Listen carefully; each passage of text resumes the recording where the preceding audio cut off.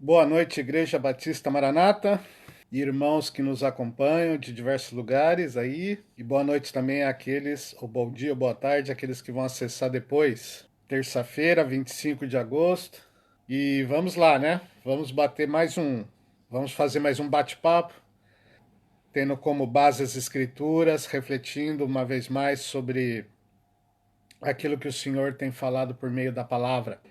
E eu queria compartilhar então uma porção dela com vocês. Nós lemos na terça-feira passada Provérbios capítulo 1, uma porção do capítulo 1, e hoje eu quero ler uma porção do capítulo 2 de Provérbios também, começando do verso 1 e indo até o 5, do 1 ao 5. Então eu queria ter um momento de oração com vocês. E vamos orar e então vamos participar desse tempo juntos aqui. E eu sempre gosto de reforçar que é um privilégio estar aqui com os irmãos, tá bom? Eu sei que vocês estão curtindo um frio aqui. Aqui a gente já tô de camiseta, já tô em clima de calor, afinal hoje está fazendo 17 graus, então pra gente tá quente aqui, já tá melhorando, né? Depois de algumas semanas aí com temperaturas negativas e tudo mais, essa semana começou a melhorar e 17 graus para a gente já é um verãozinho nessa época do ano. Então vamos orar e vamos curtir esse tempo junto ao nosso Deus, né? Pai querido, obrigado por essa noite de terça-feira em que nos reunimos aqui para lermos a tua palavra e entendermos um pouco mais dela para melhor te servirmos, ó Deus. Ilumina a minha mente, a mente dos meus irmãos, para que nós entendamos mais um pouco da tua palavra aqui nesse texto de Provérbios. Para a honra e glória do teu nome oramos. Amém. Amém.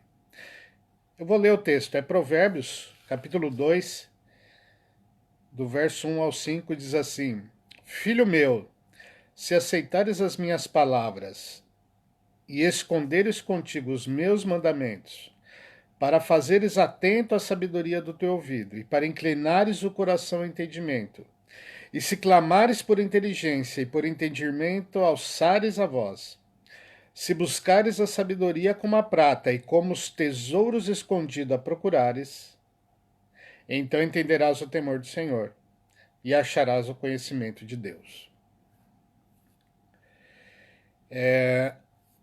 Nós tínhamos conversado, o livro de Provérbios tem a sua predominância nos Provérbios de Salomão, ele que escreveu esses provérbios e ele compilou alguns provérbios também de alguns sábios da época, é o que indicam, né, algumas pequenas porções, mas a esmagadora maioria dos provérbios desse livro são realmente de Salomão. E a Bíblia diz que ele escreveu 3.000 provérbios, né? E nós temos 513 preservados por Deus, porque foi por inspiração divina, nesse livro aqui de Provérbios. Então, são os que importam para nós, né? Esses 513 provérbios que estão descritos aqui. E nós conversamos na sexta-feira passada sobre a importância de conhecer a Deus e de temer a Deus. Nós lemos no capítulo 1, verso 7, o temor do Senhor é o princípio do saber, mas os loucos desprezam a sabedoria e o ensino. Então existem duas classes de pessoas, né? Os sábios, que temem ao Senhor, e os nécios, loucos, insensatos, que não temem. Né? Nós vimos essas duas categorias de pessoas e vimos a sabedoria de Deus aqui na cabeça do povo de Deus, do povo hebreu. A sabedoria então implicava em temer a Deus. E com essa base se buscava compreender as questões da vida e de tudo que ela compõe. Então, buscar sabedoria e conhecimento tinha que partir desse pressuposto, que é aquele que busca essa sabedoria, ele teme ao Senhor. E quando ele teme ao Senhor, ele tem então uma boa base para começar a sua caminhada do saber nessa vida, né? E essa sabedoria sempre é o núcleo mais importante, onde essa sabedoria é transferida, é no âmbito familiar, né? E aqui então nós vemos Salomão, que recebeu instrução do seu pai Davi, agora passando instruções ao seu filho, né? Então, por isso que ele começa também aqui o capítulo 2 falando filho meu, né?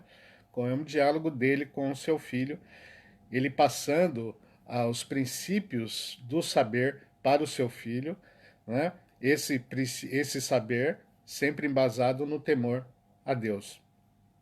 E ele chega e fala ao filho dele: filho meu, se aceitares as minhas palavras. Aqui tem uma série de ações que ele sugere para o filho dele, para que o filho dele possa chegar a ter conhecimento e sabedoria, tornar-se uma pessoa sábia. E ele cita alguns verbos aqui, do verso 1 ao verso 4, interessantes. Você vai encontrar no verso 2 aqui, atentar, inclinar. Verso 3, clamar, alçar. Verso 4, buscar, procurar. E aí nós temos no verso 5 o resultado dessas ações. Então eu queria pensar um pouquinho com vocês aqui o que Salomão está dizendo para o filho dele. Ele diz: filho meu, se aceitares as minhas palavras. Aceitar aqui no sentido de crer. Se você acreditar, aceitar é receber de bom grado, é dar credibilidade. Então, se você crer nas palavras que eu vou te falar, que são as palavras aqui na forma de conselhos, né? Os conselhos, os princípios, as ações corretas, né? A instrução, então a palavra, né? Se você aceitar a minha palavra, o meu conselho, e você esconder contigo os meus mandamentos. Ou seja, essas palavras e esses mandamentos, esses princípios que são base, né, são mandamentos, se ele esconder essas coisas com ele, né, então aqui a ideia de aceitar é a ideia de crer, de dar credibilidade para aquilo que se está recebendo. E o esconder é dar valor. Nós escondemos o que tem valor.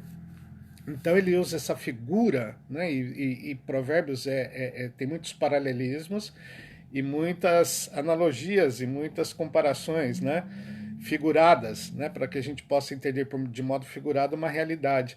E ele coloca aqui o esconder como dando esse sentido de valor. Nós escondemos, nós guardamos o que tem valor, nós colocamos no cofre ou no banco os nossos valores, nós escondemos ali. Né?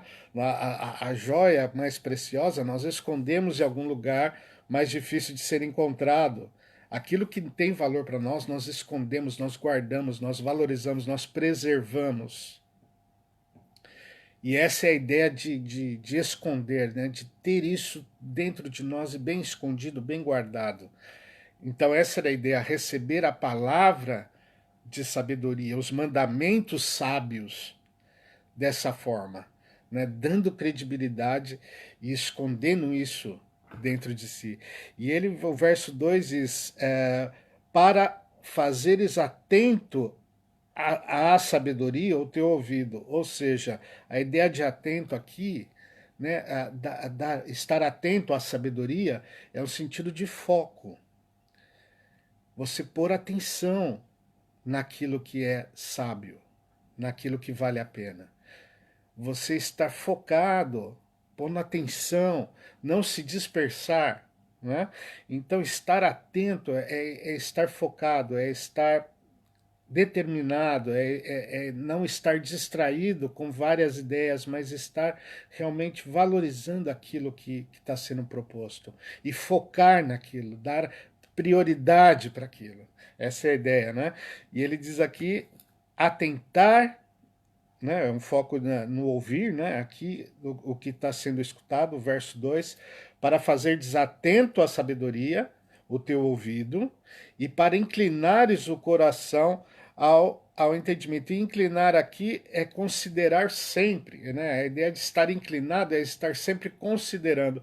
Então, eu estou, aqui o verso 2 diz assim, que eu estou atento, eu estou focado naquilo que é sábio, e eu, além de estar focado naquilo que é sábio, eu estou com meu coração inclinado para o entendimento. Eu estou pronto para entender. Eu estou inclinado a entender. Eu estou considerando sempre as questões do entendimento da sabedoria, em detrimento de outras coisas. Eu não me inclino para outro lado, eu não desvio a minha atenção, eu fico focado. Essa aqui é a ideia que Salomão está mais ou menos dando aqui para o seu filho. E lá no 3 ele diz: se clamares por inteligência e por entendimento alçares a voz. Clamar por inteligência e alçar a voz por entendimento. Se buscar da sabedoria como a prata e como a tesouros escondidos a procurares. Então ele está falando, se você colocar uma busca forte e sincera e valorosa com relação à inteligência e à sabedoria, e aí então você vai ter um bom resultado desse seu empenho. A ideia aqui é a seguinte, que na busca da sabedoria de Deus, a proposta que Salomão dá para o filho dele, ele está dizendo o seguinte, você tem que buscar isso com intensidade. Você tem que buscar isso como quem busca prata e ouro. A determinação que muitas vezes nós, por exemplo, no nosso contexto de vida, nós nos impomos com relação a buscar bens, a buscar uma qualidade social melhor, a buscar um título universitário melhor, a buscar uma posição profissional de reconhecimento, ou seja, coisas que nós empenhamos tempo, dinheiro, investimento, em que nós damos valor. Salomão diz: você deve fazer isso com relação à inteligência, à sabedoria. Você tem que clamar, você tem que desejar. A ideia figurada aqui de clamar, né? Aqui a figura é bem forte, né? Se buscares a sabedoria, se clamares por inteligência, alçares a voz por entendimento, buscar sabedoria como prata, como tesouro escondido, aquela coisa de escavar, de saber onde está. Eu fico vendo, às vezes tem na internet aqueles caçadores de tesouros com detectores de metais e saem pelos terrenos buscando tesouros e tudo. E o que eles acham muitas vezes é tampinha de garrafa e abridor de lata, né? E moeda que já não tem valor, né? Nem valor por antiguidade, nem valor pelo, pelo tempo real em que ele vive, né? Pelo momento em que ele vive. Mas é tudo torneira velha e esse tipo de coisas. E eles buscam com empenho para ver se acham alguma coisa de valor. Mas aqui a Salomão está dizendo: você deve buscar a sabedoria e o entendimento, você deve buscar isso com empenho.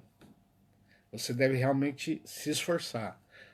Aqui da ideia de diligência, né? Nós falamos de foco, de estar inclinado, né?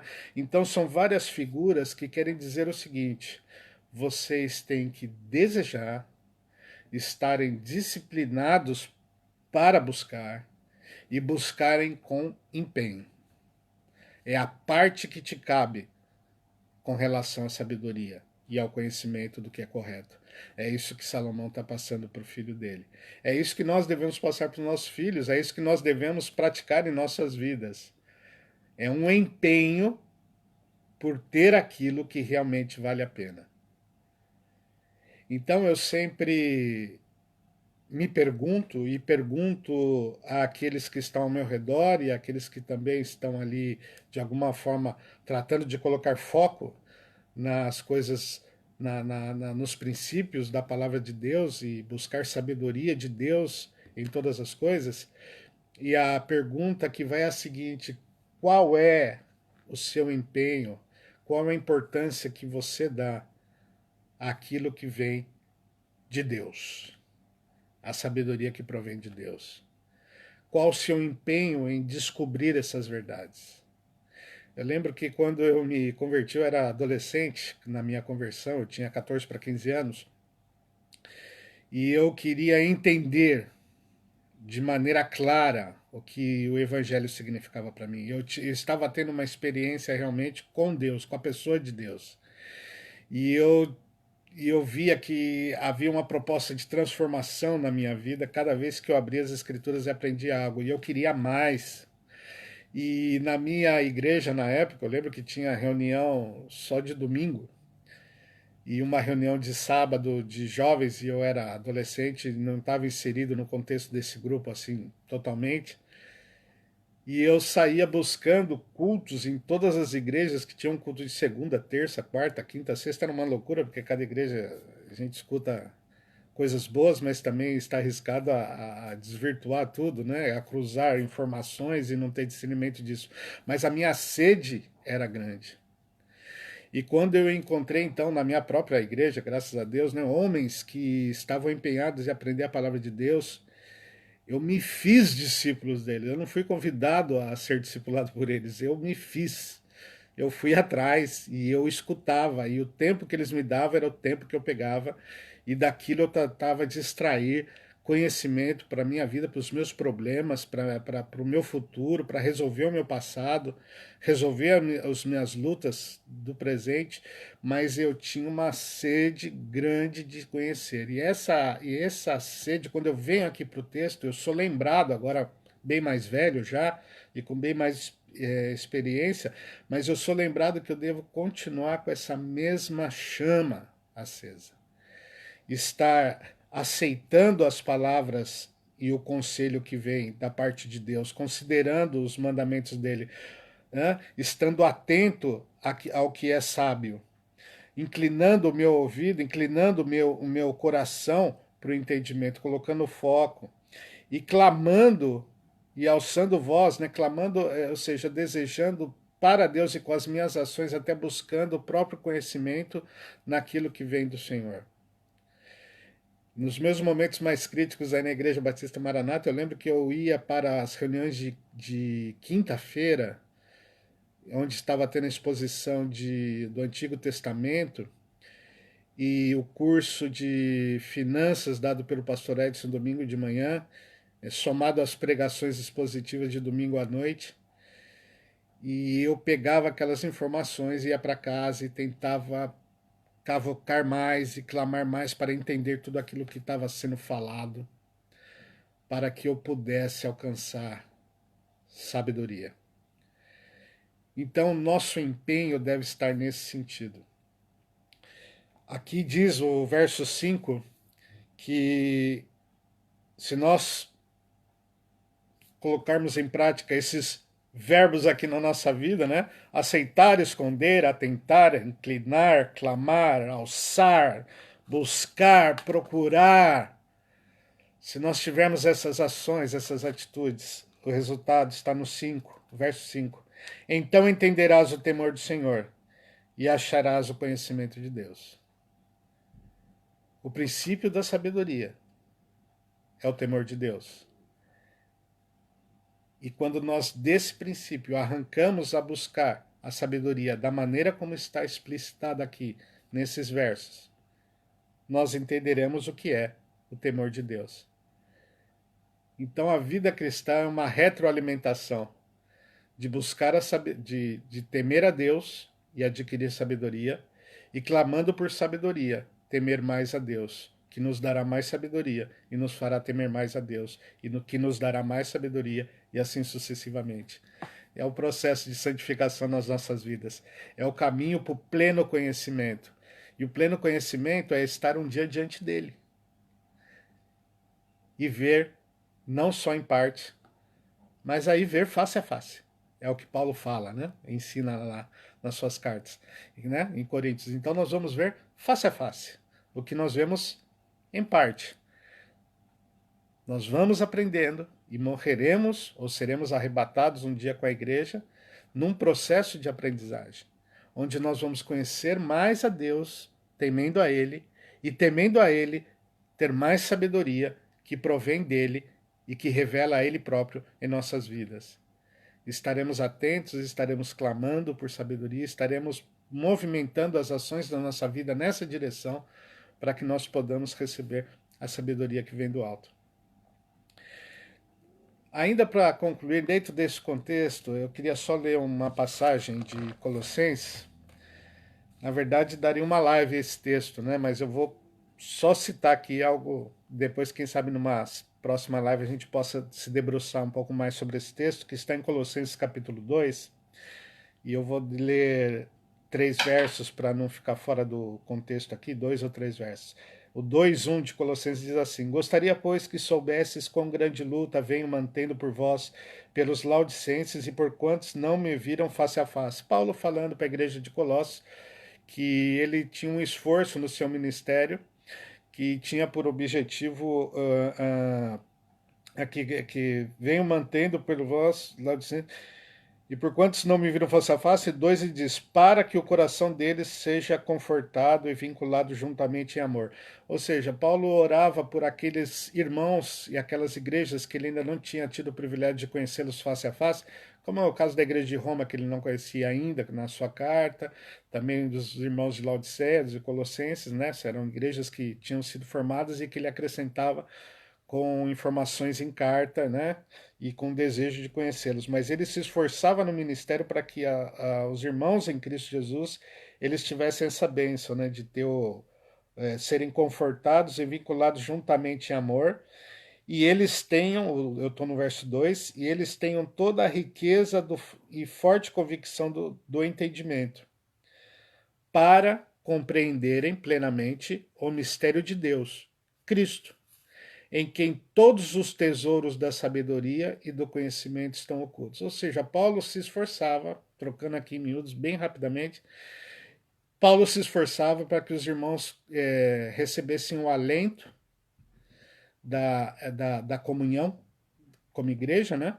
E dentro desse contexto eles pudessem entenderem plenamente o mistério de Deus que é Cristo revelado, em quem todos os tesouros da sabedoria e do conhecimento estão ocultos. Em Cristo estão escondidos toda a sabedoria. Em Cristo está escondida toda a sabedoria.